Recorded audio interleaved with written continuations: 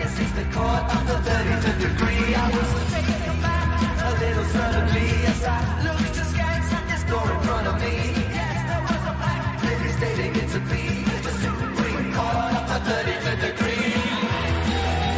33rd degree.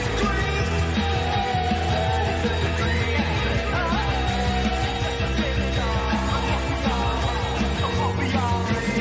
I sat my days upon a hill. I sat and gazed across until I saw the most amazing thing.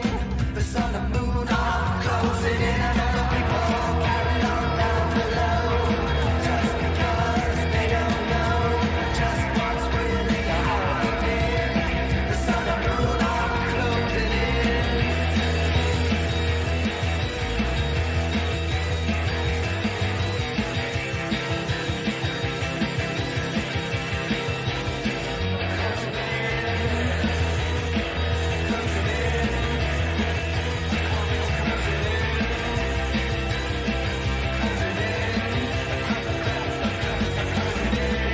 We do not know what we are, so all our knowledge is conjecture. Except the truth about what we feel. Looking into the future, but nothing is real. We're all gods with the knowledge of bliss. We're all deceived except for this. We're really stupid. Okay, it's October 24th, 2021. Thank you for joining. Text message notifications have gone out. This is 33rd Degree by Lucifer Tim.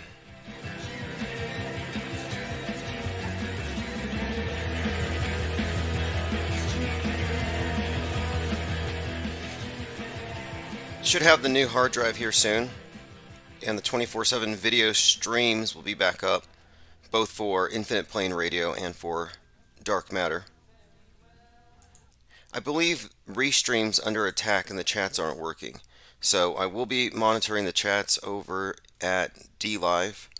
So that's the place to be tonight. I see Lando Rock with a big blunt emoji. Surprised they haven't banned those yet. There's a war on memes. The war on ideas has progressed probably more in 2021 than ever. Facilitated, of course, by the situation of 2020, where they managed to conflate the fear of ideas with the fear of physical viruses. Whether or not you believe the official story, you can see how the public has been trained to see these things as the same. I mean, they were using the lexicon of epidemiology to describe the flow of information on the internet long before the big PSYOP of 2020.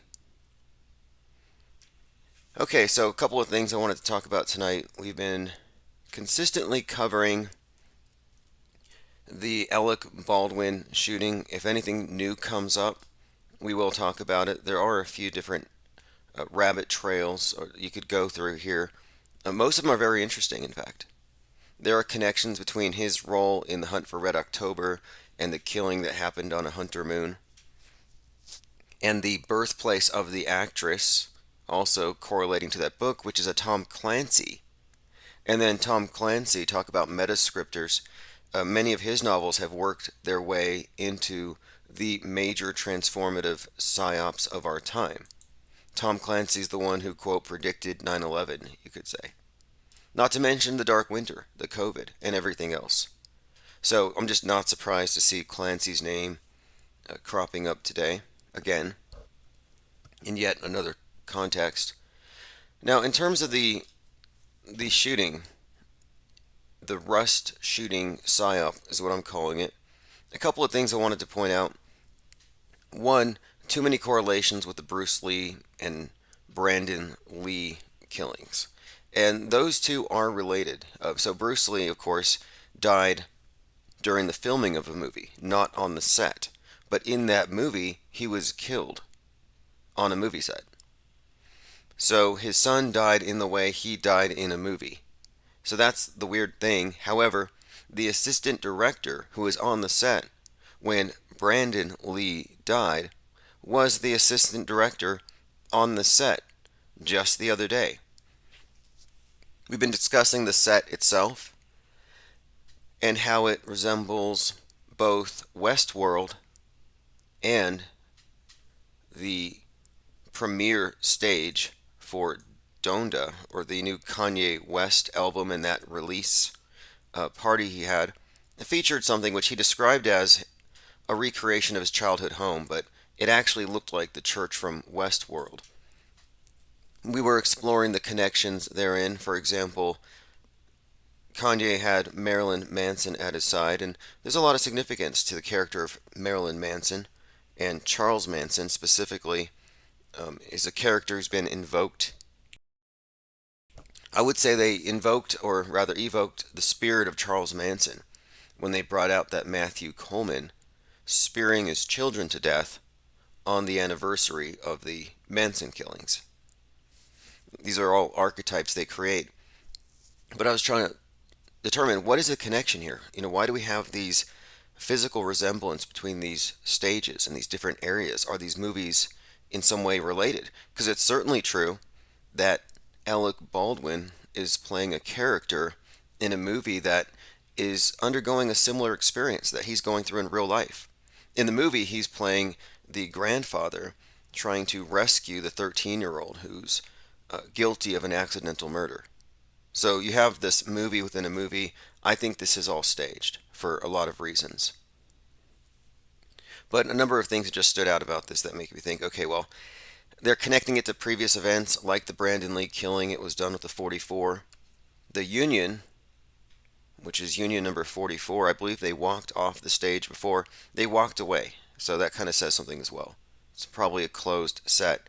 Now, I haven't fully unpacked it, but there are connections here. So I was talking about the church where it happened and how it looks like the Westworld church, and how that correlates to the Kanye West one, which burns, by the way. And Kanye West comes out burning like a phoenix. These are all very important and significant symbols. The burning like a phoenix thing really stands out.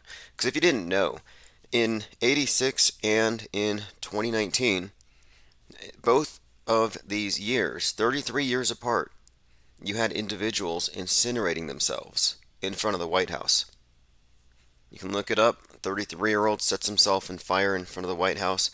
This is part of a series of rituals that were all very intricately connected.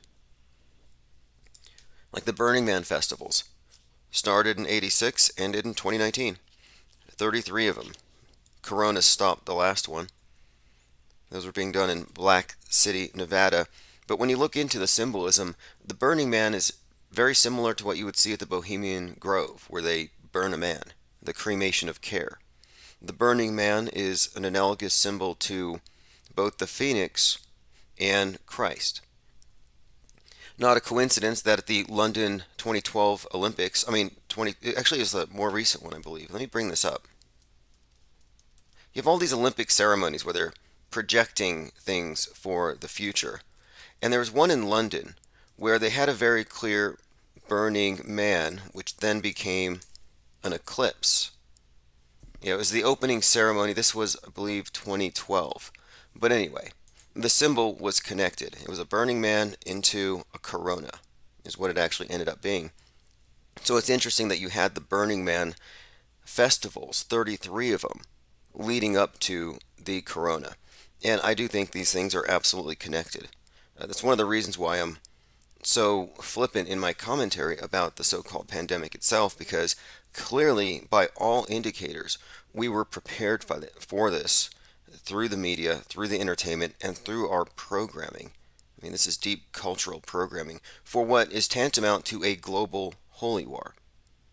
They have achieved a puritanical revision of our society, and they've created a schism between the saved and the unsaved. It's really a remarkable thing they have done. They have imposed a religion, and I heard that in Seattle now. Actually, I've seen a sign. There are some Seattle locations that are not going to allow the purebloods in. And for your information, the way it works is the purebloods, and this is all self-identified, and I think this might have come out of Harry Potter or something, but the purebloods are the ones who are unjected. The goo bloods are the ones who are injected. So even though the state declares the goo bloods to be the saved and the pure bloods to be the unsaved, the heathens, the pagans, the heretics, according to their own perspective, the unjected are in fact the pure ones. It's another religious war. They've created a schism in society. We're having a religious war right in front of our faces, and it's going to the point where they are in fact openly discriminating against the people who haven't received what is, in my view, just communion. Communion to what? It represents, I believe, a communion. It means that you're in the one world church. And of course, the church is the Church of MSM, Science, and Media.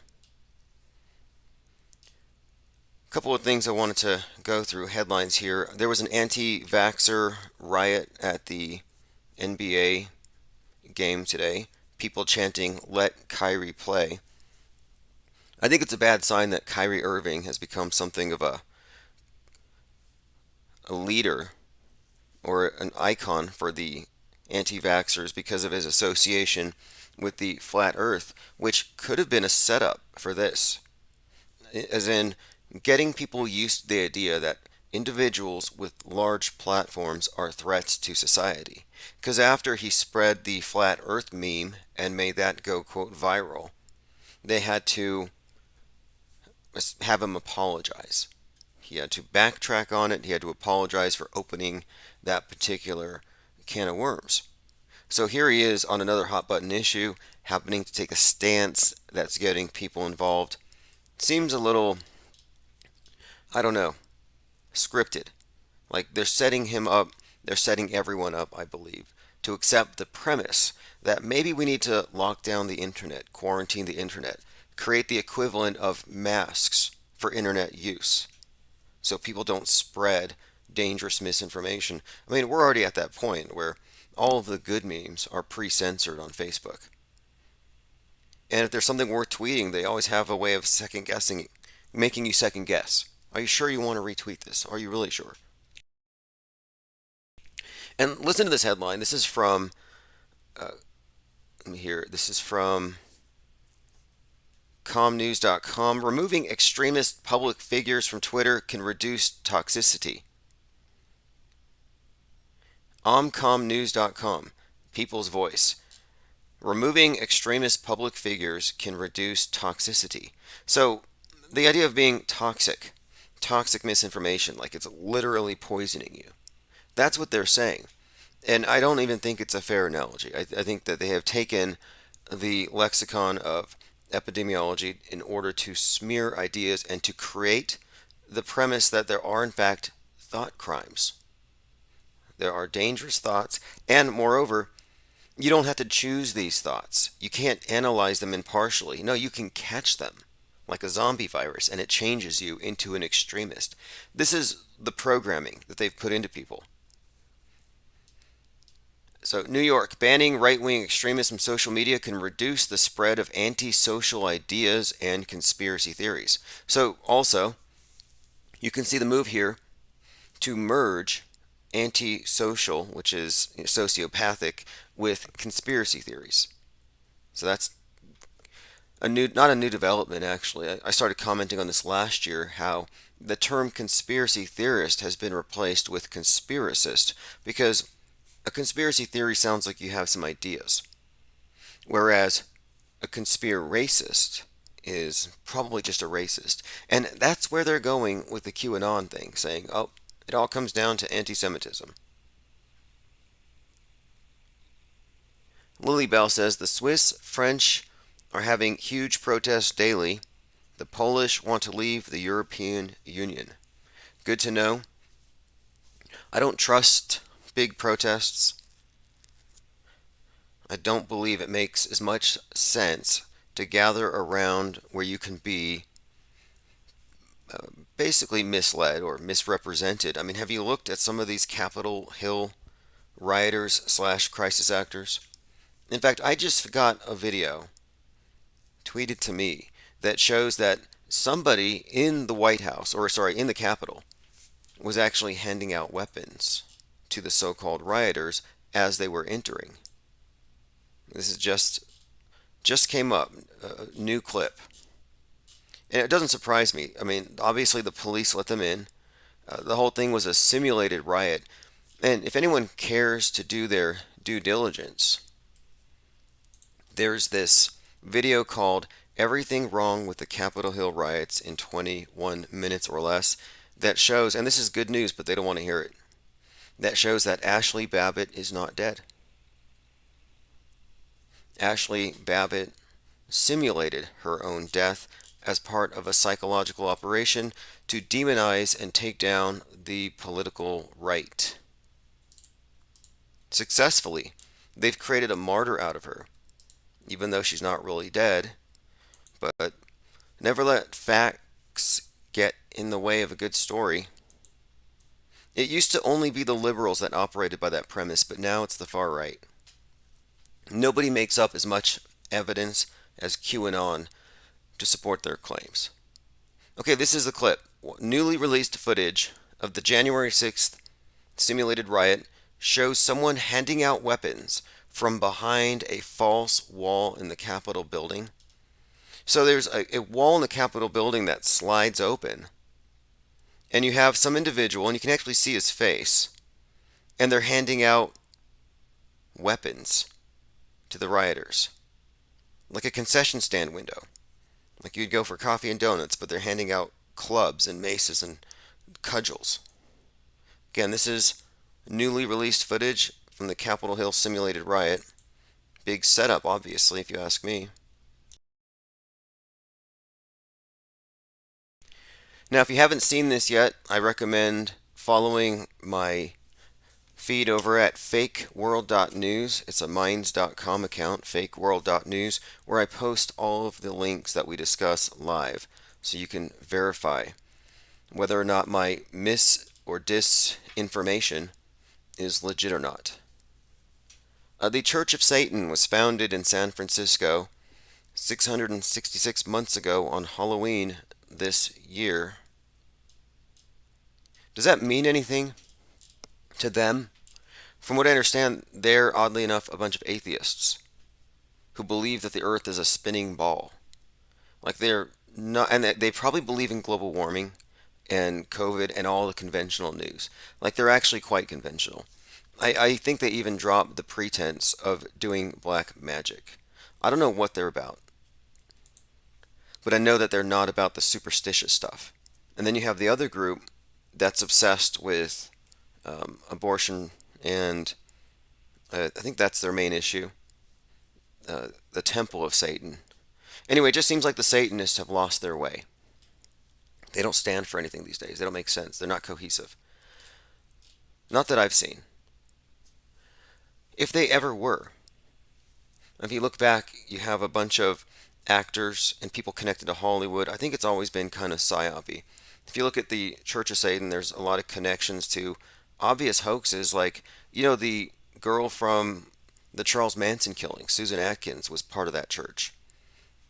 As in, she actually performed in their theatrical rituals where they had people lie in a coffin dosing acid or something. So you have these connections there. Then he's a technical advisor for some William Shatner movie, The Devil's Rain, and quite possibly Rosemary's Baby, of course, directed by the Quaaludes guy. The what was that director's name? Roman Polanski. And of course, it was his wife who was killed by the Charles Manson cult. And we brought up the Charles Manson cult because that was the summer of '69. And this year, on that anniversary, you had that left coast killing by the surf instructor who stabbed his kid 17 times. Obviously, a nod to Q. And we were talking about how they've reinvented the idea, or rather the image of the deranged hippie. But this time, they brought it out to the right wing. And they've accomplished this with the likes of Jake and Jelly and Matthew Coleman, the one who killed his children, and of course Jake and Jelly, the one who spearheaded the raid of the Capitol. I mean, the guy, he ran into the Capitol with a spear. That right there should tell you the thing's a hoax. You take your spear, put on your coyote skin hat with your Viking horns and go to your state capital and see what happens. I don't think you would get that far with any object, even remotely resembling a knife, much less a knife on the edge of a staff. Now, the other 33-year-old leader of the QAnon, because you got the QAnon shaman, but now you have the other guy who also happens to be 33. This would be Ron Watkins, long believed to be Q himself or herself or their self. QAnon congressional candidate now. Ron Watkins, believed to be Q. He actually admits that he has spoken to Q. I watched the HBO special. But anyway, he's 33. He's the one who was really center stage at Mike Lindell, the crack smokers, symposium / attempt to overturn the election. Or rather, expose the fact that Trump really won. I mean, it depends on which side you take. There's two different realities, just pick yours. They're both equally valid for some reason. Now, this is what I mean when I say that the QAnon people fabricate evidence. I'm saying that they're disingenuous liars, and I don't know why. Or maybe their justification is they're engaging in some kind of sophisticated mind war or something. Because here you have the suspected leader of QAnon at this QAnon conference this weekend. Now this was, let me see what it's actually called. I think it was something about patriots, some kind of patriot convention. But anyway, here we go. It's called the For God and Country Patriot Double Down Convention. Excuse me for not remembering that. It was the For God and Country Patriot Double Down Convention, not a Q convention. However, the entire time, Watkins is standing in front of an image of a 7 of hearts and a Queen of hearts. So, what do you get there? 17, Q, and then the Q on the Queen. So, they're even telegraphing it here, that this is all about Q. And they played a bunch of videos about how the storm is coming, how JFK Jr. is going to come back as Trump's sidekick, and they're going to take out the cabal of blood-drinking Satanists. They brought this pitch out again, and people are lapping it up again. They're junkies for this hopium, but it's a bizarre mix of doom and hope, because they're hoping for this Great Awakening, but the Great Awakening actually includes the systematic execution and extermination of their ideological opponents. Televised. Restless Bear said, I would really have loved for the whole QAnon thing to have never existed. That would have been wonderful. It hurts things so much. Right, it looks like a perfect Operation Trust, like the Soviets created in order to infiltrate and destroy any true opposition to the communists. Same deal. I mean, I thought this QAnon script was being authored by the Hollywood types who were being accused of doing these horrible things, and that this was some kind of protracted inside joke. And I hope that's not the case. But many of these people seem genuine. I mean, listen to this. Ron Watkins says, you could call me the new Rosa Parks. Leading QAnon conspiracy theorist and Arizona congressional candidate Ron Watkins told the crowd at the Q convention. So he's the guy who started 8chan, 8kun, after 4chan was pushed back to the back of what he calls the Facebook bus, the Twitter bus, the YouTube bus. I mean, it's a horrible analogy. I don't know who wrote this for him. And I'll play the clip, but he compares himself to Rosa Parks, which I think is weird. And he gets an applause for it. But let me go ahead and play this clip. So what you have to know is that we are living now through a modern digital civil rights movement. And you could call me the new Rosa Parks, because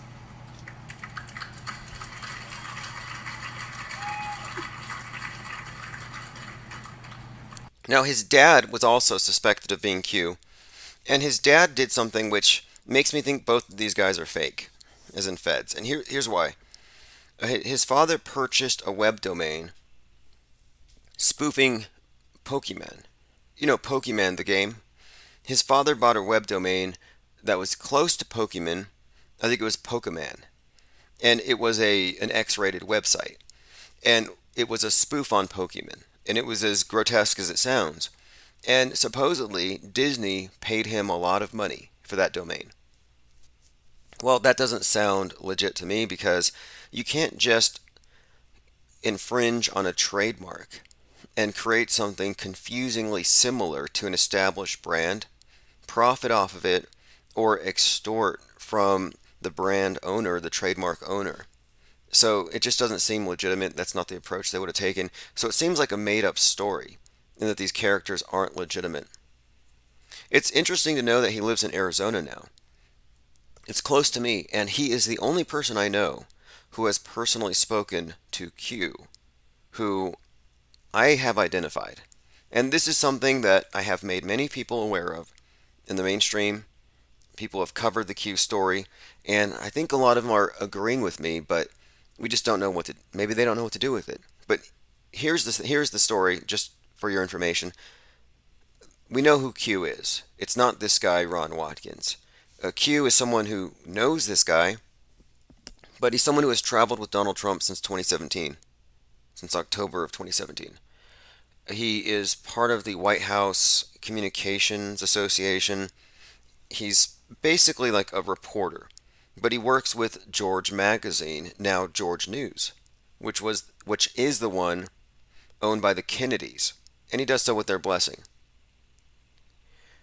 Maxwell Cooper says Rogan made a comment that Jamie Vernon, his producer, knows Q. That's true.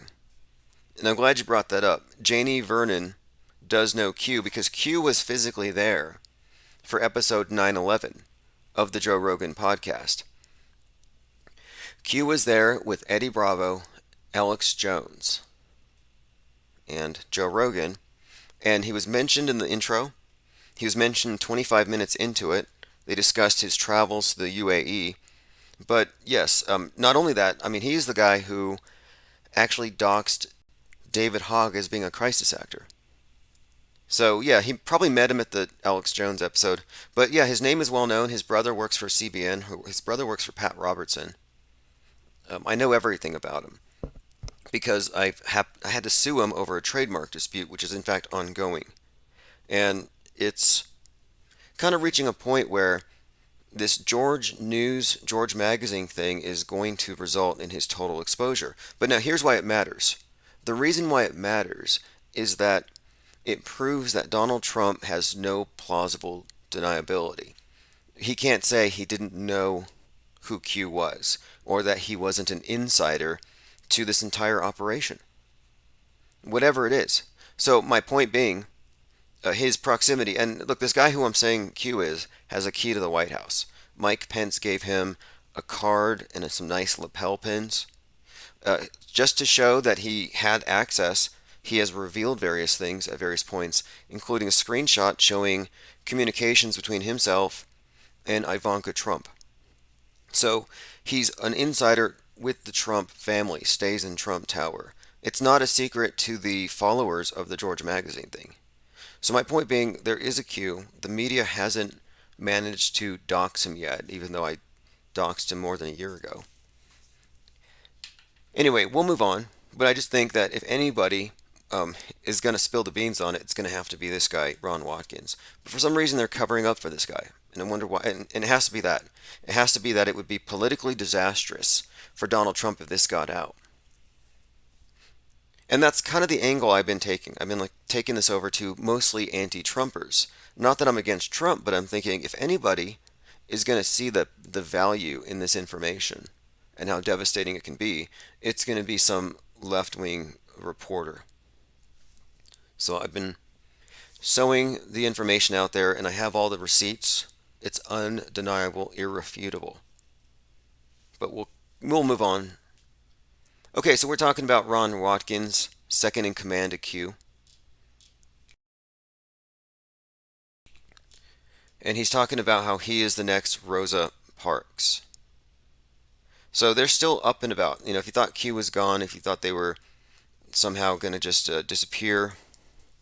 No, in fact, they're getting a little more, I wouldn't say extreme, but they're getting a little more active politically. In fact, I think they've tainted everything, so they're not going to go away. And the ongoing theory is that the Kennedys are going to have some kind of reemergence, that JFK Jr. is going to reappear, that it's been 22 years since his crash, and he's going to show up after having spent his time undercover, working against the deep state. Does anyone here still believe that story? Is there anyone still hooked on that hopium? All right, we've been psychopathologized. If you don't recycle, if you don't believe in global warming, it's because you're coping.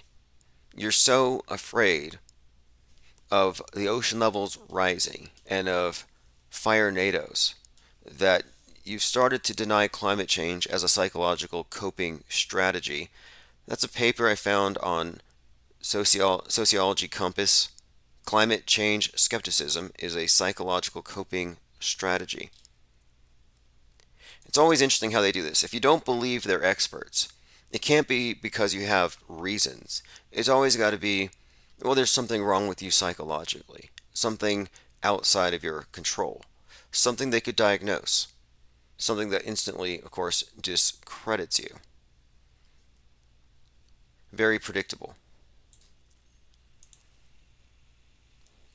All right, let us continue. Removing extremist public figures from Twitter. I'm just seeing more of this off with their heads type of rhetoric becoming normalized. So I always like to pay attention to how things are changing with the rhetoric and what people are accepting. Okay, there's a tweet going around. I don't know if it's real. According to this tweet, supposedly by Helena Hutchins, victim of Alec Baldwin, quote, "I have information that will lead to Hillary Clinton's arrest." Has anyone been able to verify this? I hope it's not fake. And the reason why is that this just, again, it's another example, if it's fake, of people making up evidence to support what they want to be true. And I don't know why you would do that. And it's oddly enough, it's the truthers that do it. It's the truther religion. And I think there's a reason why. I think people who are in religions, especially truthers, feel like their mission is so important that they have a little bit of freedom to break the rules. You know, the end justifies the means in that case. It's common with activists. All right, I'm going through some comments. Victoria Pandora 9 says, I think the assistant director was at the remake of The Crow, if that's what you're saying. Oh yes, let's go into that topic really quick, because there is an interesting connection here. The Crow movie. And of course, that's in the news right now because of Brandon Lee and the similar situation. The Crow and other movies and TV shows with deaths on sets. From Crow to Rust, a history of Hollywood's on-set accidents. Here we go. Alec Baldwin prop gun shooter, a reminder of Brandon Lee's death. Now let me bring this part up because this was the interesting connection. In a grim coincidence, this is from the Los Angeles Times, and I love these grim coincidences. I have a whole list of these things. Coincidences. In the Rust set shooting death, there's a sharpened focus on the assistant director, David Halls. So apparently there's a history with this individual. I've read a lot of different things, conflicting things about this, but what we don't have, if you ask me, is we don't have tangible information. So to me, I'm looking at this as more or less a fake until proven real, perhaps even an entirely like a psyop from the very beginning, as in possibly the movie was never intended to be finished. Okay, assistant director who gave the star-loaded gun worked on a sequel to The Crow. Okay, so this is the connection. where Brandon Lee was killed. Assistant director Dave Halls grabbed a gun from a cart, handed it to the actor believing it was unloaded. And there's an interesting story behind the Crow movie as far as the archetype, the character, as it relates even to the Heath Ledger, another suspected death faker.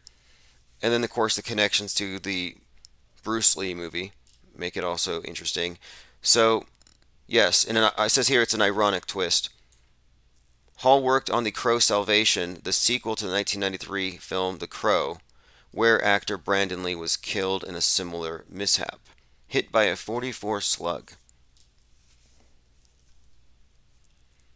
But these coincidences aren't coincidences. These ironic twists of fate are plot twists in a movie that transcends the screen and takes place on the world stage, because they love to blur the two so people don't know the difference, and they don't anymore. I think the majority of the population on a significant level are in fact in a simulation. It may not be the Matrix. You may not be plugged into some type of a pod that force feeds you soy, but you're almost there. You're getting there. Alright, I'm going through some comments. Zerat the Alchemist says, in Austria, if you're unvaxxed, you must stay indoors. They just set their clocks back to 1984. See, I don't even think you should leave your house if you're vaxxed.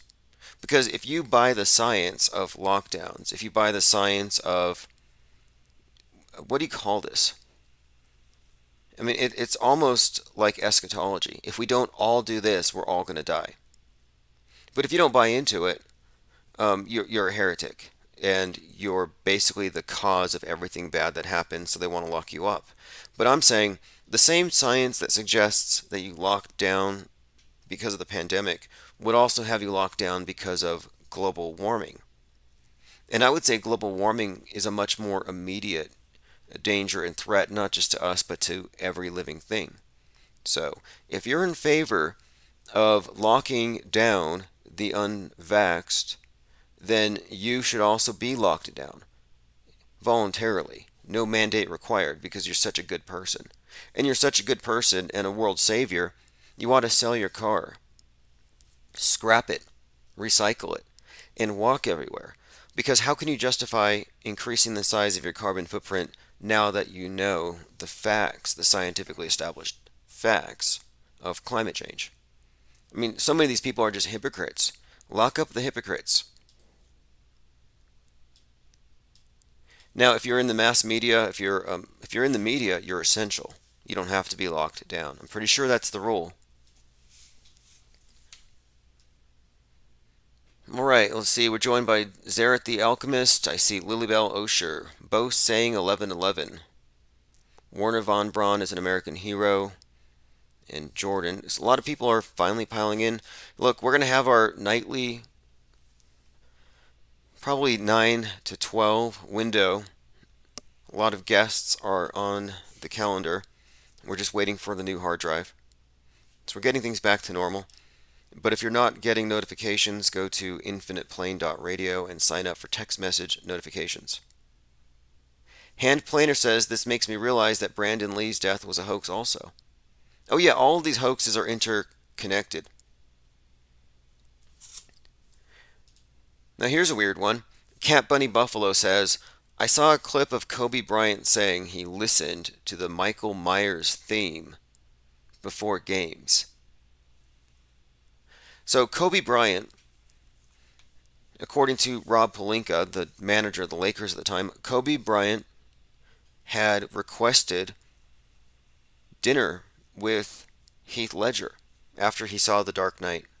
He said, this guy's such a good actor, I need to learn how to get into that mindset. So he wanted to talk to the Joker to improve his basketball game. But the problem with this whole story, according to Rob Pelinka, it's true, but according to the story, this was after Kobe saw the movie, which was 6 months after Heath died. So the only context in which it makes sense that Kobe Bryant would be having a conversation with Heath Ledger would be maybe on, hey, give me some advice on how to be a death faker. I could see that as actually having been a real conversation. But anyway, that is kind of a noteworthy thing, I guess. The Michael Myers character really standing out this year in particular. We have the new Halloween movie, Halloween Kills. And we were looking at this movie closely just because of the timing of it. And then we have, of course, these conspicuous killings. David Amos, stabbed 17 times. Was that a shout out to Q? Or just just maybe a code for radicalism? I mean, all these 17s, the radicalists, the radical shooters, stabbers, that number. But David Amos was stabbed publicly. Now you have this other killing. And the face of Michael Myers is William Shatner's face. So you have that connection as well, which we've discussed. And there really is a connection here, symbolically. William Shatner in the rocket doing the launch to space mystery Babylon fertility rite. It does in fact connect to the William Shatner faced killer with the dagger, because the dagger and the rocket mean the same symbolically when you're talking about the great rite of witchcraft, which is practiced by the witches and warlocks that control your media and your minds. Well, not your minds, but most of the people. I mean, how many people do you know aren't totally plugged into this thing, aren't spellbound? Okay, going through some comments. Lickety Split says, I saw some rioting on TV regarding Kyrie on ESPN. Yeah, we'll get to that. Let Kyrie play.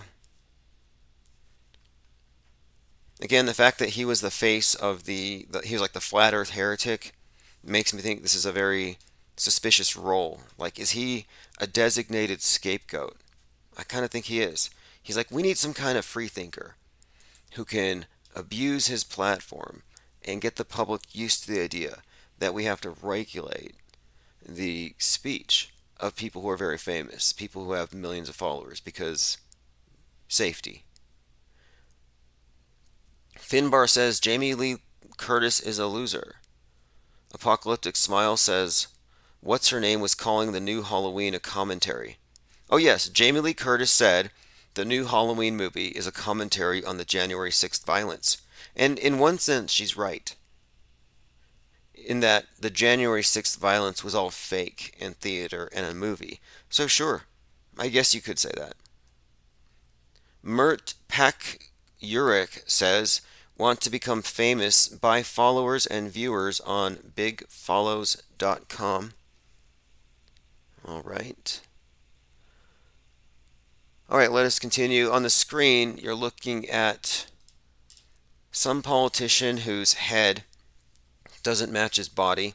There's an obvious line where the neck meets the chest. We saw this with Joe Biden. It looks like a CGI superimposed face. I mean, what's happening? Are we being bossed around by CGI characters? Or is that a hideous rubber mask? Like, what is it? A bunch of people wearing hideous masks? Or people who aren't even real? I mean, that's obviously a seam if you're looking at this character. And I don't know his name. I know he's an annoying authoritarian. And if you see his face, you'll know. Okay, here's some more coincidences about the Rust movie.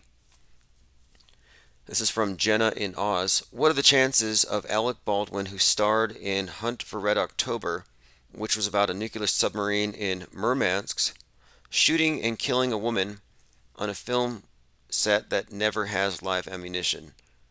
And what are the chances that he would point a gun at her and no one else but her, and she grew up in Murmansk, the nuclear submarine base that is famous for training in espionage? And again, this Hunt for Red October is our Tom Clancy connection. We're living in a bad Tom Clancy novel, in addition to a number of bad science fiction movies like Demolition Man, Mad Max, and Soylent Green. And Soylent Green has been introduced to us as a concept. It's called Astrocrete, where they're talking about grinding up dead astronauts into the lunar dust and then creating bricks out of the mud. Okay, anyway, there's more. So, yes, there's a connection between her place of birth and his role in a movie, Hunt for Red October, and I believe she was killed on a Hunter moon.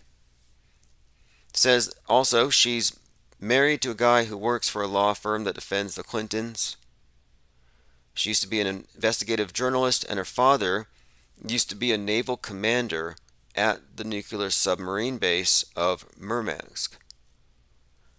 Okay, so she gets killed by an actor who starred in a movie about espionage between the Soviet Union and the US in October. Alright, there's a lot of overlapping between her death and this individual and that particular movie, just as there is between the movie Rust and Alec Baldwin's present situation. More theater, world stagery.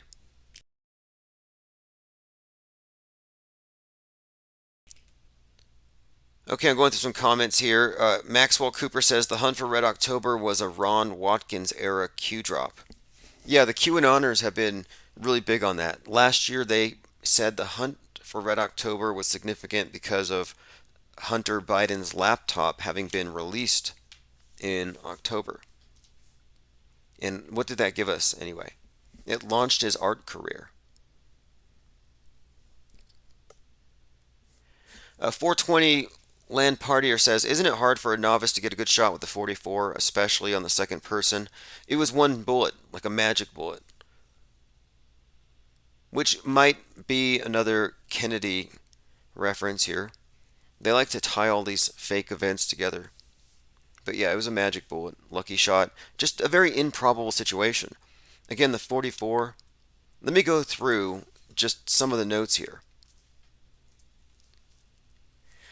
We mentioned her husband working for that law firm. One of the attorneys is named Berkowitz, which is, not a strong connection, but the name Berkowitz, Mr. 44, the guy with the 44 from 1976 to 1977, shooting women with long dark hair because a dog named Sam told him to do so.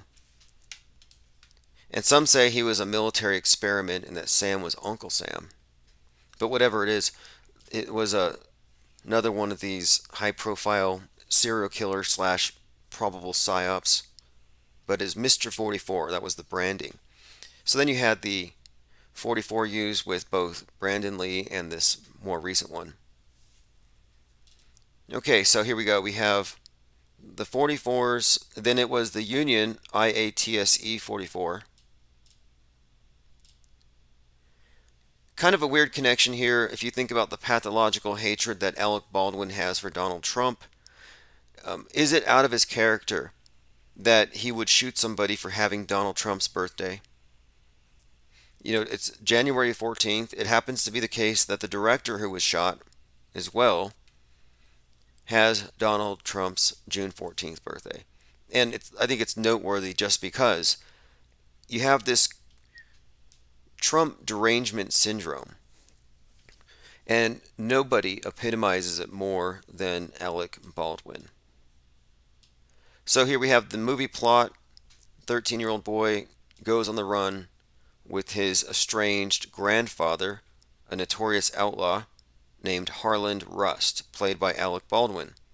After the boy accidentally kills a rancher, we have the Red October connections. Now, if you get into numerology, the union members left because they went 3 weeks without pay, and they cited 3 misfires. It was the 12th day of a 21-day shoot. She was 42. These numbers and dates tend to tell a story, but you have to look at the big picture.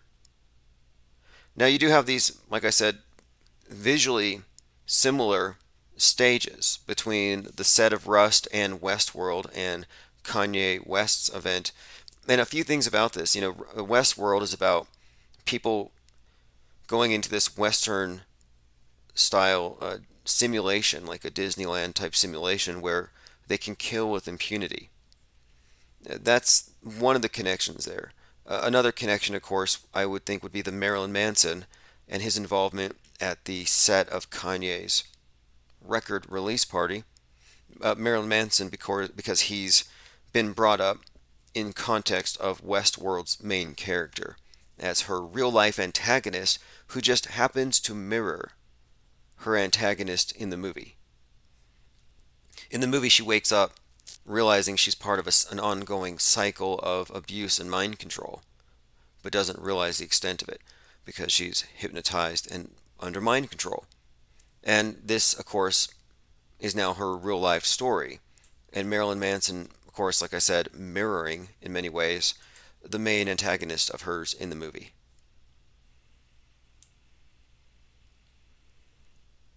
All right, let's go ahead and continue. I'm going through a number of tweets people have been sending me. A lot of interesting information about Fauci. I need to verify this, but I mean, this is coming from the actress who was hired to be a right-wing pundit. She said, this is Candace Owens, I'm reading through Fauci's experiments. He used acid to destroy a region of a monkey's brain to magnify terror. They then simulated images of spiders and tormented them with fear. Human DNA is 97% identical to apes. Why fund that research? I don't know if that's true. I see that arrest Fauci is trending. Newly released footage of the January 6th Capitol shows someone handing out weapons from behind a false wall in the Capitol building. I have that up on the screen for those who are asking.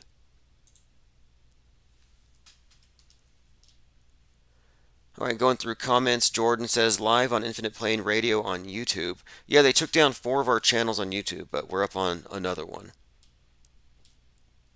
Twitch is reliable. Go to Twitch, look for Infinite Plane Radio. We will generally have a 24/7 stream there. Just go to infiniteplane.live. But if you want to get the archives in order, in an orderly way, with all the right notes and links, you do want to subscribe. Zareth the Alchemist says, Dr. Fauci's been lying low lately. Yeah, definitely. His movie ratings were very low. But I think they're phasing that out. I mean, this might even be part of the psyop. You know, it's like ritualistically hazing the guy on his way out because they're bringing in something else, which I suspect will be space junk. You have to sleep with a helmet on. Because if one person gets killed by space junk, they're going to have to shut down the whole continent. Lock it all down. No traveling, because think about it. You're driving, space junk hits you. Well, now you're a dead guy behind the wheel at 85 miles per hour. You can't have that. Okay, here's the image from Starbucks, and I think their logo is very disturbing. There's a Starbucks close by, and every time I look at that logo, I'm like, how do they get away with that? I don't know if anyone else sees what I see. But anyway, it says, your local government requires you to be fully vaccinated or have a negative PCR COVID-19 test within 72 hours to dine in this store, starting Monday, 10/25, King County. So the significance here, I think, with King County would be Seattle, ground zero for the pandemic. And I looked at 3/11, this date, even before this happened, as significant because of all of the predictive programming. You know, case in point, there was a TV show called Colony, and this was all on Netflix. Well, season 3, episode 11, has to do with this resistance group called Operation Phoenix. Colony season 3, episode 11. And in this episode, they talk about how they're rebuilding civilization after the alien invaders have destroyed it, basically. And now they have a new order. And they're working with the alien because they have to. And it sounds a lot like COVID, this alien invader. And you never actually see the aliens in the movie. But anyway, the main characters, who are part of a resistance, they go to Seattle, and they're told Seattle is ground zero for the reboot of civilization. And this is just one of many examples of the date 3/11, like 9/11, being foreshadowed in these Netflix and other popular movies, series, all these different TV shows you watch, Netflix, HBO, it's all predictive programming. In fact, entertainment's a side effect of the propaganda. Its primary purpose is propagandizing the population. I think that should be obvious by now. Like, this is the Bible of this age. Like, you have a digital holy book. It's the MSM. The Church of the MSM has people spellbound. And all of this predictive programming is so consistent that before the pandemic was declared, we had already said ground zero will be Seattle. And we thought that they were going to nuke the Space Needle. But instead, we have a ground zero in Seattle where the Space Needle is. And the connection is pretty obvious. You still have a ground zero with the pandemic, as you would with a nuke. It's just not as visible. There's no spectacle. But the effects are the exact same. So yes, World War III started on 3/11/2020, and that's what replaced the terrorists. That's what replaced 9/11. But I think they know the public has a short attention span, and right now, nobody's as afraid of that as I think they were just a few months ago.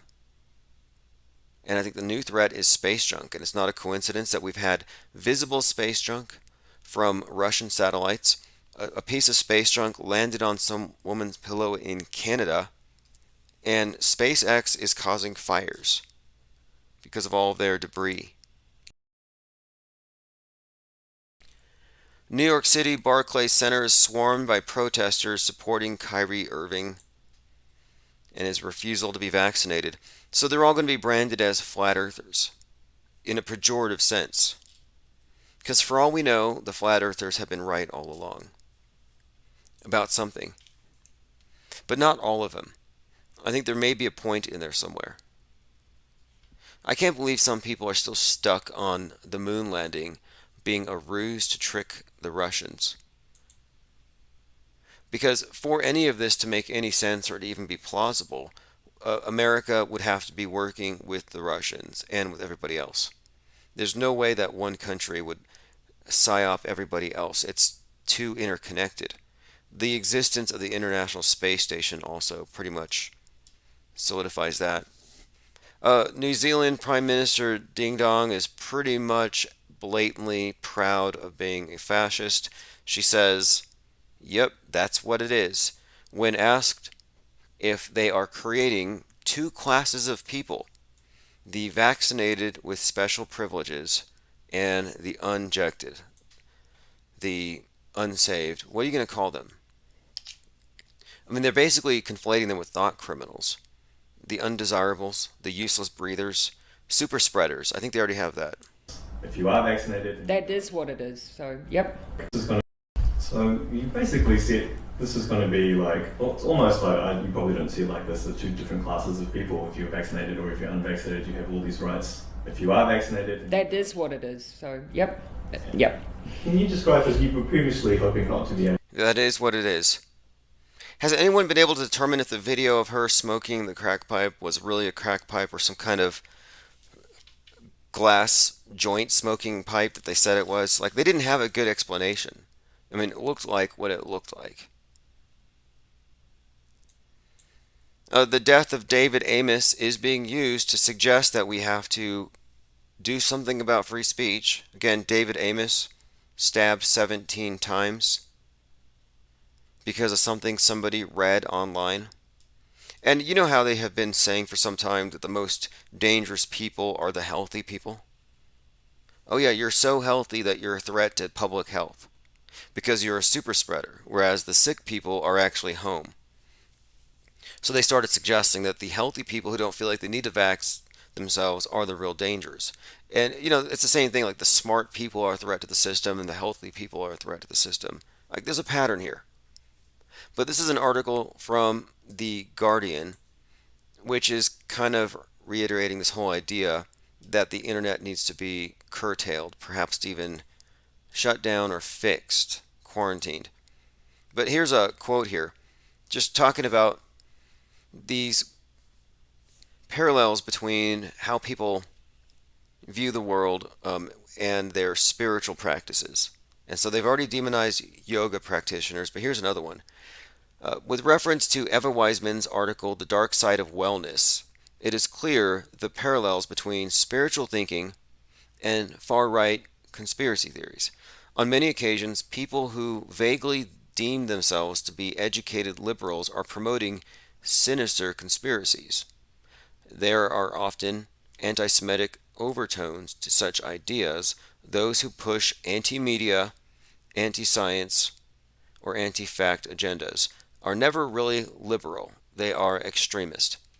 So, again, just bring this up because some random person stabs somebody, and now everybody has to look at those non liberals and what ideas they are circulating, and have these ideas given rise to extremism. It's a new devil made me do it type of excuse, one. And two, I think this is, again, they're creating heretics. The non-believers in the Church of MSM, the Church of MSM Science, the non-believers are obviously adherents of some other doctrines that are dangerous, that are extreme. And they're going to have to do what? Purge the heretical doctrines. I think right now we're on the precipice of a new Council of Nicaea. They're going to have to just get rid of all of the non-canonical texts and have one agreed upon version of reality. They don't tolerate dissent, as you can tell. Like the mass media, even though they are the mass media, seem strangely focused on the small minority of heretics. And it is a religion. Fiddlestick says, I'm glad I stopped in tonight. Seems pretty chill here. Right. Heretics, right? Extremists. And we've been banned more than any other channel out there, I think. And we were kicked off of DLive's monetization program. So if you're on DLive, it says that we're X-rated. We're not. The reason they say that is because we covered the 1/6 event and accurately described it. And they said we engaged in political speech. So they defunded us. Well, other channels are playing Grand Theft Auto, which I consider to be political. It's pretty much the Democrat Party platform, just looting, raping, pillaging. And yet, they're allowed to play that game and monetize it. So, there's an obvious bias here. There's a schism. There's a crack in our society that I've been speaking about. And I do think that the word crack and kraken are being used advisedly by the wizards of media. And it's all about this split, which is really exemplified by this one choice. As in the needle, the choice of whether to be saved or not to be saved. And I think it is a deliberate schism. They made it very clear. I brought this up yesterday with the volcano at St. Vincent Island, the eruption 42 years after the previous one, and they said only the vaxxed get on the escape boat. You get on the life raft if you have the vax, but everyone else, no, you get the lava. So you have to choose between salvation or lake of fire. There's no middle ground. You can't squat on the fence here. And also we've been talking about how the anti-vaxxers are basically devil worshippers. And what I mean by this, in this new secular religion, which has given society a puritanical overhaul, where the godless are now essentially God-fearing, because they have replaced God and the angry, judgmental God with the globe. So those who wouldn't fear retribution for their wickedness now fear retribution for what the state says is wickedness. So they do fear the globe, and that is their God. It is their biggest concept of this thing they have to please. And the devil that they believe in to regulate their behaviors, since the other devil doesn't work anymore, is COVID. And I notice that the adherents of this state church, the world church of MSM, they spend more time cheering on the death of the anti-vaxxers than they do talking about saving the planet. It's always about punishing the heretics. And so every time some right-winger or anti-vaxxer dies of COVID, you can hear them all shouting, COVID Akbar. I'm like, they're actually happy about this. And there are a number of websites like sorryantivaxxer.com, the Herman Cain Awards, where yes, you have a lot of people grave dancing on on the deaths of the anti-vaxxers. And you know my view. I don't even believe that half of these people are dying. I think these are mostly crisis actors. But it's the thought that counts, and they think these are real deaths. Eric of Bear says the Kraken's arena is called Climate Pledge Arena. And look at the Kraken's logo. You have the anchor with the Space Needle built into it. A lot of interesting numerology of the Space Needle. You know, it's 42 meters wide. It takes 42 seconds to go from the top to the bottom. It's in Washington, State 42.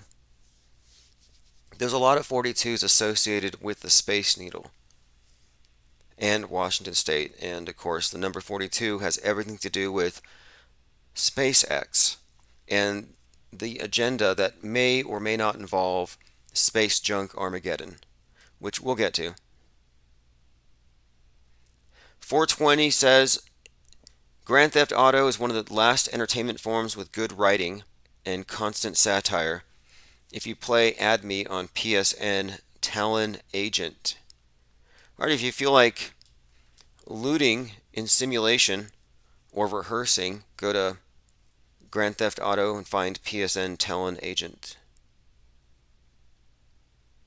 Okay, so the Kraken thing, really quick, just to refresh you on what I mean about the Kraken and the forced memeing of that word. So last July, the Seattle Kraken was announced, and this would be the 32nd team of the NHL. And they had a 1 minute and 13-second commercial, which had Seattle being hit by an EMP, something from the water. And then they showed the logo, all ominous, Seattle Kraken. And I saw the number and I thought, 113, that's election day. Well, about a month and a half later, Sidney Powell steps onto the world stage. Sidney Powell, who, and I don't mean to confuse anyone, but I've never seen her in the same room as Ann Coulter, and they sound the same. And Beanpole Ann Coulter could fit within Sidney Powell. Like, I actually think Sidney Powell might be Ann Coulter in a bodysuit. But Sidney Powell comes out, the so-called Kraken, who says that she's going to overturn the election. So then here you have the Kraken. Now, at the same time, you have Hunter Biden coming out with his laptops and all the pictures of Hunter Biden with his crack pipe. So I'm like, every time I turn on the news, it's either crack pipe or it's the Kraken. Release the Kraken. Is the Kraken coming? The QAnoners are obsessed with the Kraken and Hunter's crack pipe. So then a few months later, 1/6 rolls around, and shortly after that, Mike Lindell says, hey everybody, I'm going to pick up where Sidney Powell left off. I'm going to overturn the election. I sell pillows and I smoke crack. So Mike Lindell, crack smoker, takes over this agenda of cracking our society in half. That's pretty much what we're seeing, this big schism, and it's global. But it's really being emphasized here. And so they're driving in this wedge. So you have the crack, the schism, and then as we get closer to the summer, we have the symposium where Mike Lindell and the new Rosa Parks, the digital Rosa Parks, Ron Watkins, are working on this agenda of flipping the election, and they said that the space station has cracks in it. So the space station literally has cracks, like physical cracks, and then there's a rift between the Russians and the Americans. They don't play nice anymore. The Russians think the Americans are sabotaging it. So you do have some beef up there. The Russians say that one of the female Americans threw a fit and drilled a hole in the space station to try to get a quick ride home. That she basically tried to sabotage it. NASA said that's not true. This happens while there's a physical crack in the thing, and they think it might fall. So, again, the symbol here is very important because the space station represents all of the nations with one purpose, going from the earth to the heavens, one language. It's the Tower of Babel. You have Jeff Bezos, Amazon, A to Z, on the anniversary of Apollo, another rhyming event from 1969. Apollo 1969, that was July 20th. Well, this year on July 20th, Jeff Bezos does the same thing. Significance here, richest man in the world, Amazon A to Z, another clear reference to the all-encompassing Tower of Babel, poking his head into the heavens. The tower is complete. And I think that this is signifying something. The tower being complete before it's brought down. And if you look at the Amazon, I think it's HQ2, their proposal for the new headquarters, it's been remarked on that it actually looks like the Tower of Babel. Well, so now Elizabeth Warren comes out. Elizabeth Warren, who lied about her ethnicity to get cheaper tuition. She comes out and she says they need to break Amazon apart. So again, that's a call for tearing down the tower. And that's what it represents in my view, the space station cracking, breaking Amazon, the crack in the system, the split, the schism, and of course, the division between the goo bloods and the pure bloods.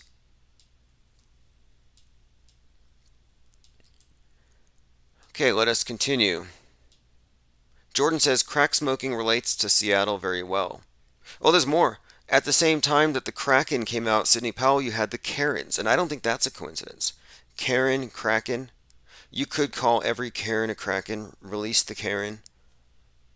And phonetically, and I'm talking, this is wizardry, word magic, phonetic word magic. And I think that this is what they are employing, among other things. But this is just another example. I have many other examples of phrases that are being thrown out there advisedly, I believe, as part of this form of word magic. Another one that I'm seeing used a lot, and I think Obama just used it, is turning point. A key phrase, which I might go into that one here shortly. Going through some comments. There was someone else that, okay, there's so many of these weird events. They had some guy who was shot. His name was Barry Washington. And Barry is what anti-Obama people call Obama. His name was Barry Washington, and he was shot in a bar called the Capitol. It's another one of these events I want to be taking apart in the coming days. A lot of people here have some bad things to say about Washington.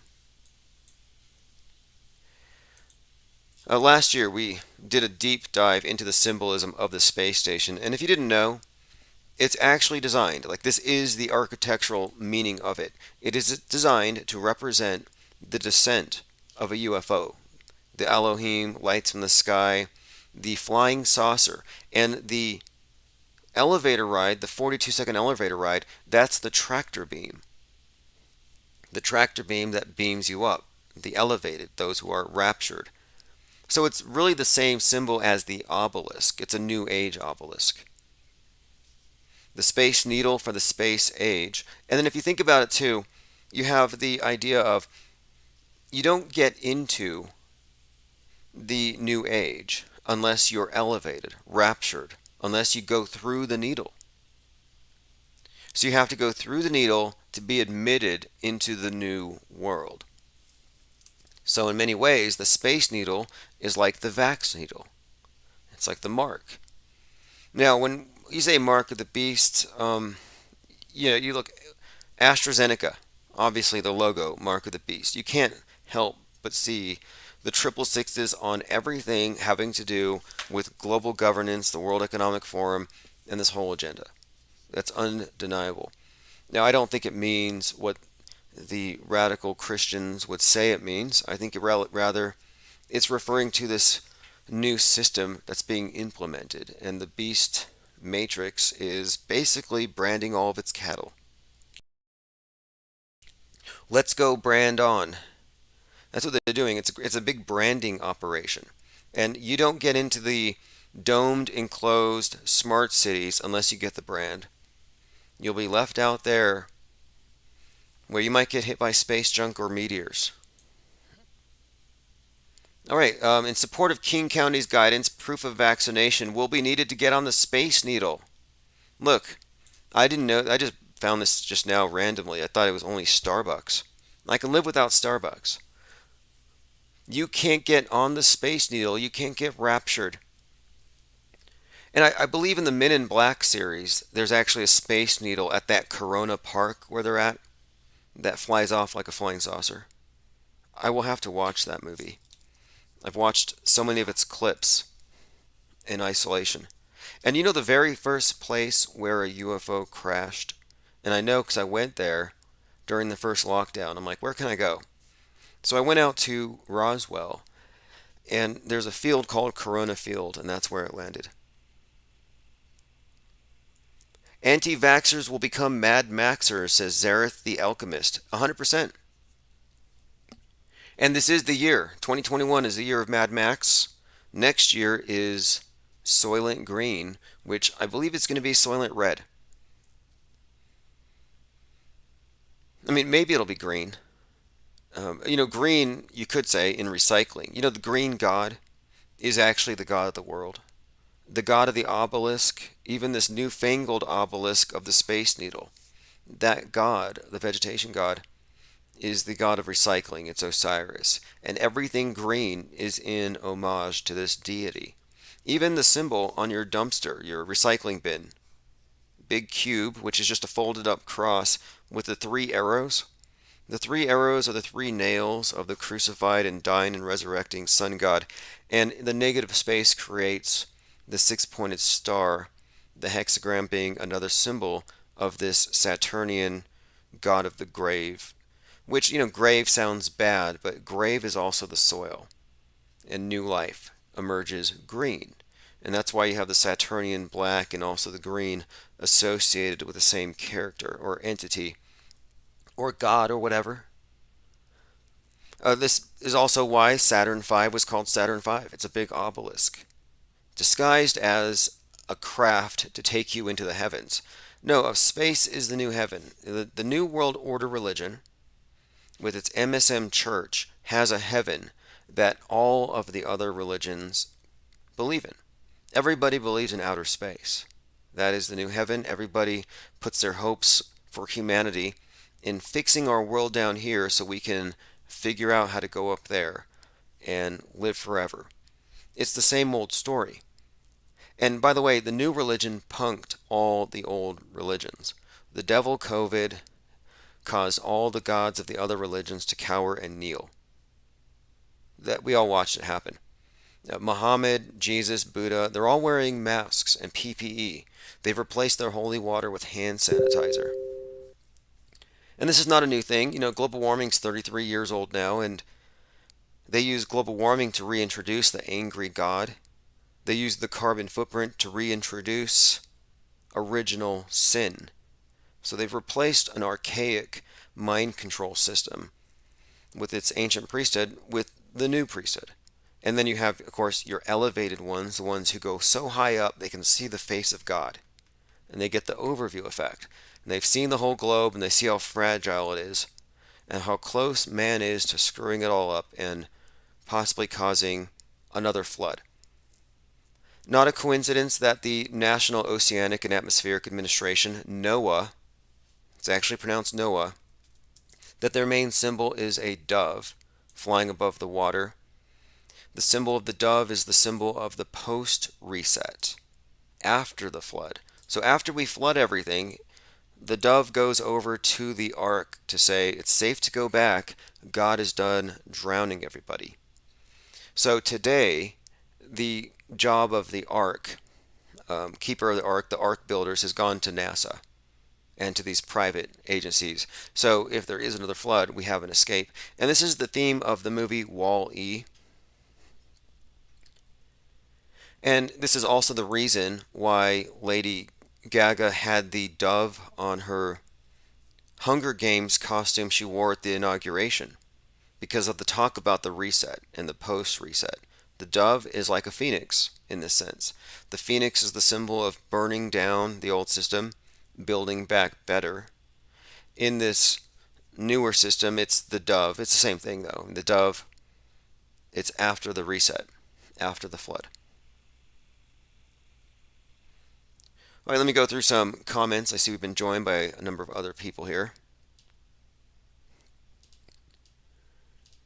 All right, let's see. Jordan says soon we won't be able to cross state, county, city, street lines in Washington, and they will all love it. Right. It's very interesting to see because I think that this idea of Seattle being ground zero for the reboot of civilization, I think that is true.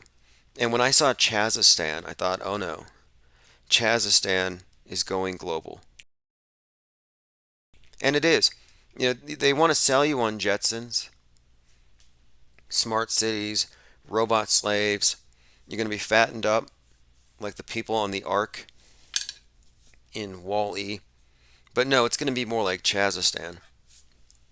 By the way, there's another story with Wall-E, this ridiculous movie, which, again, this is not me, but if you look at the Wall-E movie, even the logo, there's a 113 built into it. 113 and 311 is encoded into this movie. They talk about it, and it refers to this thing called Directive 113, which is about abandoning the Earth because it's no longer habitable. When they're given the alarm, you even have the guy putting a gas mask on, all foreshadowing of, I believe, 311. There's so many interesting points about this movie, but one of the new ones that was brought to my attention was the number of years they spent up there and the amount of food it would take to feed them raised a lot of questions. So this new interpretation came out, and it's the unseen cannibalism, which is suggesting that the only way Canva was a That- game changer for my business. all the people on the ship could gain all that weight and live so sustainably fat is if they are eating their dead or perhaps excess population. So this video is called Film Theory, Wall-E's Unseen Cannibalism. Now I'm not going to play all of it. I don't want to give you any spoilers, but I'm just going to play a few seconds here just to give you an idea, because this is totally in line with the idea of Astrocrete and Soylent Green, which again, Soylent Green takes place in 2022. Only mechanical parts. And when things do get jettisoned out into space, again, there's nothing but trash and metal to be seen. So if you're not throwing the dead bodies away or launching them into space, there's only two possibilities. One, burning them into ash, which is likely, or two, recycling them. And if you've got a lot of one kind of material that needs to be recycled, i.e. human bodies, and another resource that you're in desperate need of, i.e. food, then it makes at least mathematical sense to see if the surplus of one can fix the deficit of the other. But of course, Okay, so he makes the case that logically, yes, you could in fact feed the dead to the living. But who would get behind such a thing? Well, the answer is this. You have a HAL 9000, like Space Odyssey. You have this AI bot that is taking control of the ship, and it doesn't possess the empathy for the humans that a human captain would. And so it just thinks in terms of problem solving, and logistically it made sense to turn everyone into this Soylent Green style shake. And when you look into the movie's representation of food and how it's served and about how Wall-E discovered the everything is through a straw, there are actually a number of things that support the idea that, yeah, we're looking at a closed system and the dead are being consumed by the living. Again, that's Wall-E. And that probably is on the menu for the future as part of the Build Back Better diet. All right, let's see. Pippi Langstruff says, I may wear a mask for Halloween. All right, Astrocrete. I have someone asking about that. Astrocrete. We'll talk about that. I won't talk about astroplastic or what the American astronauts have been drinking. So Astrocrete is a new form of building material made from the blood of astronauts mixed with lunar or Martian soil. The key to Mars colonization may lie in human blood, sweat, and tears, a new study suggests. So they're talking about the durability of Astrocrete. So yes, it's a real thing. They've already figured it out. You put someone into a wood chipper, mix them in the dirt, and then you got something to build with. Now this again doesn't make any sense logically, but I think maybe they're trying to convey something about sacrificing yourself for heaven or for this heavenly journey. Maybe it's some kind of a ritualistic thing. I mean, it just sounds unbelievable that anybody would want to do this. But here's what it says. Adding the human body fluids would increase the strength and durability of the concrete made with Martian dust by up to 300%. So there's a potential to create and 3D print this concrete-like material. And this would be an important step in the astronauts' ongoing quest to build on Mars. So this got me thinking that maybe, yeah, you could have a situation similar to Wall-E, where, yeah, sure, they would be eating each other, but beyond just cannibalism, I could see them involving themselves in this type of thing. It's just recycling. And I think we're being walked towards this. This idea of sustainability as some type of utopian ideal. If anybody cares, there's a NASA leader who's basically saying UFOs are real and they're aliens. NASA leader suggests UFOs could be aliens. A lot of people are going crazy about this. Bill Nelson, who served as Biden's NASA administrator since May, said that the unidentified aerial phenomenon seen by Navy pilots are not from here. Here's what he said, quote, "We hope it's not an adversary here on Earth that has that kind of technology." Goes on to say, "I've talked to these pilots. They know they saw something and their radar is locked onto it and suddenly it was there on the surface and then it's there. And they don't know what it is and we don't know, but we hope it's not an adversary here on Earth that has that technology." So this has been brought up repeatedly. And I'm wondering now, too, if maybe it's not going to be something less interesting, like maybe just China lobbing a few things over here. But they seem to be hyping up this idea of there being some type of a threat from sophisticated enemy technology or UFOs. For example, China has a new hypersonic missile, which is a blow to our strategic superiority. So China's ahead of us in their ability to send nukes anywhere on the world, around the world, whatever you believe. You know, personally, I find this all to be very incredible. I find it unbelievable. I found some interesting articles on kind of a side note here where it's not uncommon for American media to make fun of fake North Korean rockets. Fake photography, fake rocket tests, all the time. But I look at those things launch, these rockets in North Korea. We're supposed to be afraid of these things, and it looks exactly like something that Jeff Bezos would send up. Same little pitiful nozzle on the bottom, poor CGI. It looks like they bought an Amazon knockoff and just maybe white labeled a rocket, painted it olive drab.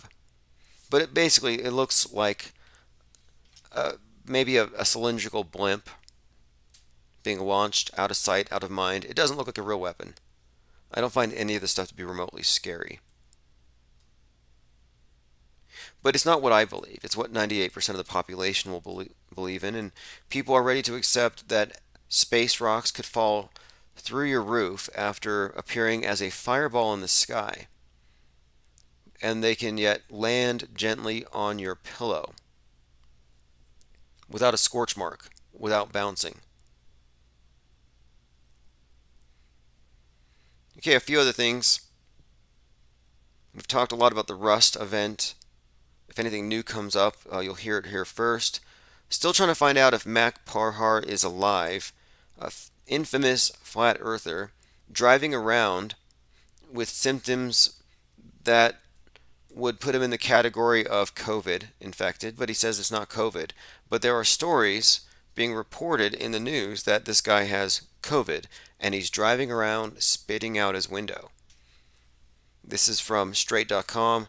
COVID denier Mac Parhar, flat earther and yogi, reveals that he's taking extra strength Tylenol to deal with his health challenges.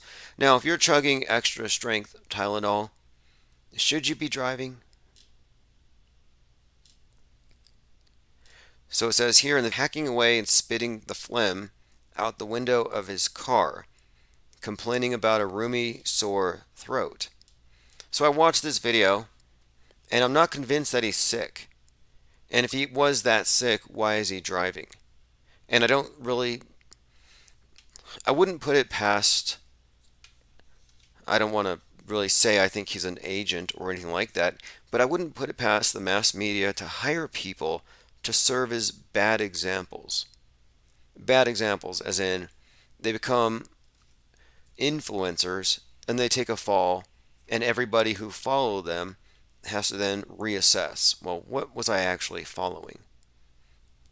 And I'm wondering if he's not another manufactured example of how not to do things. So I kind of looked into this character a little bit because of his association with the guy who was burning Masonic lodges down last March. And I thought, okay, that's kind of a troublesome little link or connection there. It's a little worrying, just that he's that close, just the proximity. So I've been looking a little closer, and supposedly he's a yoga instructor who was forced to close his store or his shop down after he told his followers that hot yoga cures COVID. Well, anyway, I did a search under his name in yoga, and I couldn't find a single picture. And I'm really kind of wondering, how do you explain that? How can a yoga instructor who's on the news globally for violating quarantine acts, traveling around America, going to conferences, spreading the COVID, how does he not have a single picture of himself doing a single yoga pose? And every video I see, he's road raging, driving around, vaping, like it's going out of style. So I'm that skeptical, where I'm even wondering, is this guy even a yoga instructor, or is this some type of an act? And is this the final act? Is he going to, quote, die of COVID and then be another headline, along with a list of others I could name? We'll see. Here's a clip from the QAnon event, just to show you that they're still pushing the idea of a storm coming. Create a new earth. We the people. Where we go one, we go all. God, they're using the Matrix soundtrack. Pathetic. Where we go one, we go all. And then, of course, it ends with a montage of the bad guys drinking blood. You got Tesla.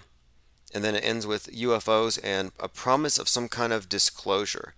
And that was the thing I honed in on here, is that they're promising disclosure. And by the way, just look, secret space agenda and disclosure. So just to be clear, QAnoners are not flat Earth.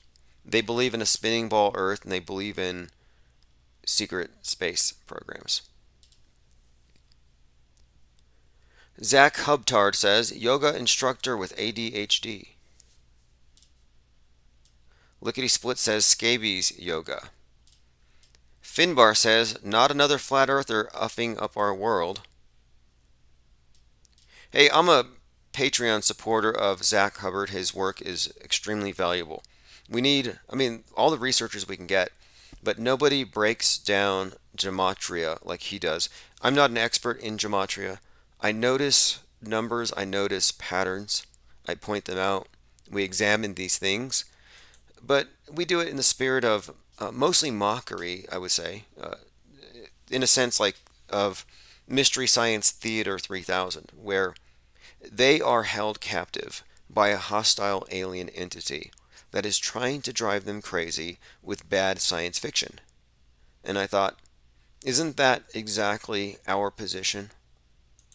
So the way they remain sane in Mystery Science Theater 3000 is they kind of poke fun at the bad science fiction. And again, is that not exactly what we are doing? A couple other things I wanted to point out. I've been looking closer at many of these Capitol Hill rioters, and it's the same with all of them, night and day. The person they were before they went to DC is not the person they became by the time they arrived there. So you have all these individuals who are clean-cut bank managers wearing suits and ties, but then when they showed up at the Capitol, they were grizzled with neckbeards, unibrows, spears. So what changed? Well, I'm telling you what changed is the script. These are costumes. It was a simulated riot, a whole bunch of people in very bad costumes, very bad actors. And what else is new? And if you haven't done your due diligence about the 21-minute breakdown that shows you how no, Ashley Babbitt didn't actually die, if you haven't seen that, I can't really help you. We can't help you. You have to do your own due diligence. Do your own research, although now I think that's illegal. Do your own research has actually been, here we go, Forbes.com, you must not do your own research. CNN, how doing your own research hurts America's COVID responses. Again, doing your own research.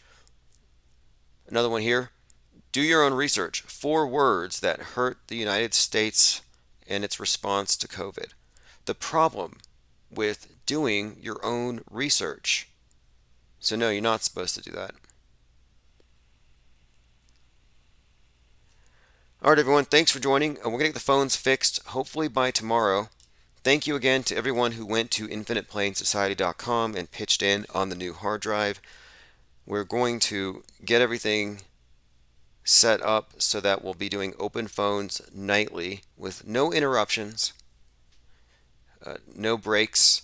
We want to keep this consistent. We have a lot of people scheduled, guests and otherwise, callers, subject matter experts, interesting spreaders of disinformation and misinformation. All right, this is Airship, newest track by Chief Crow and the Flat Earthworms. Everyone have a great night.